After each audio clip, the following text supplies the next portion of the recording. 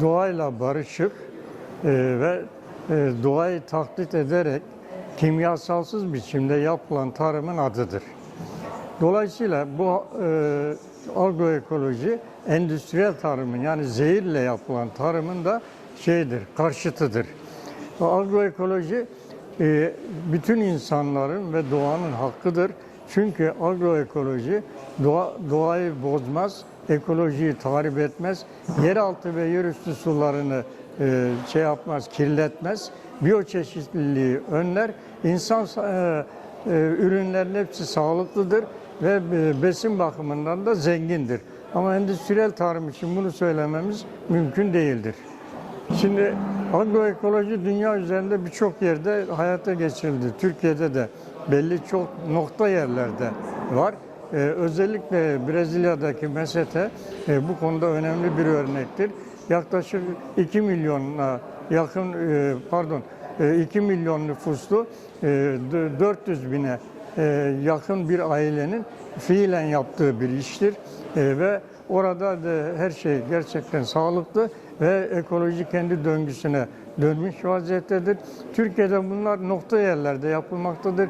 Küçük aile çiftçilerinin bazıları yapmaktadır ama henüz Türkiye'de bir pilot veya bir örnek gösterilecek geniş kapsamlı bir ilham kaynağı olacak bir yer yoktur.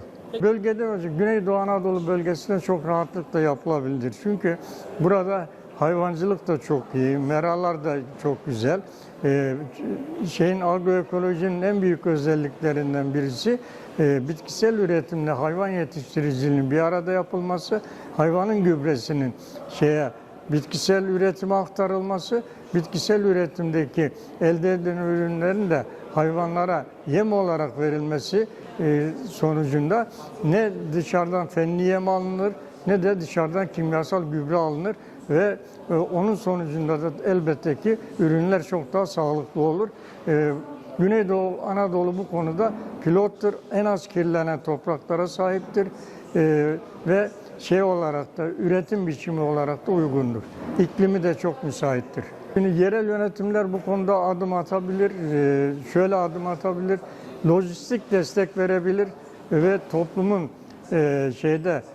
kentlerde tüketim kooperatiflerinin örgütlenmesi, kırlarda da üretim kooperatiflerinin örgütlenmesiyle onlardan tüketim kooperatifleri direkt üretici kooperatiflerinden ürünleri alır, aracısız bir biçimde bu ürünleri sağlar ve aynı zamanda bu dönemde tüketiciler satın alırken üreticilere de koşul getirir.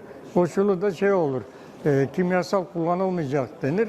Kimyasal kullanılmayınca 3-5 yıl içerisinde toprak kendini yeniler ve eski verimliliği yakalar ve ondan sonra da hem ürün çok sağlıklı olur hem de market fiyatlarından daha düşük olur, zehirli olmaz. Yöntem olarak agroekolojinin çok basit zaten geleneksel bu yöremizde geleneksel tarım yapan arkadaşlarımız var. Aynı zamanda burada halen birçok bölgede yerel tohumlar var. Agroekolojinin temeli yerel tohumdur.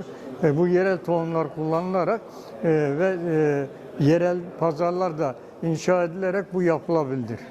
Elbette bir kere de agroekolojik ürünler olarak örneğin domateste örnek verecek olursak domateste likopen vardır. Ama endüstriyel tarımla ürettiğiniz domateste likopen yoktur. Likopen en iyi kansere karşı savaşan bir gıdadır. Aynı zamanda hayvancılıkta da içeriye kapalı alan hayvancılığı yerine mera hayvancılığı yaptığınızda omega 3 olarak çok güçlü sütler olur. Omega 3 bakımından çok zengin etler olur ve aynı zamanda olenik asit olarak tabir ettiğimiz bu asitin kendisi kansere karşı doğrudan koruyucudur.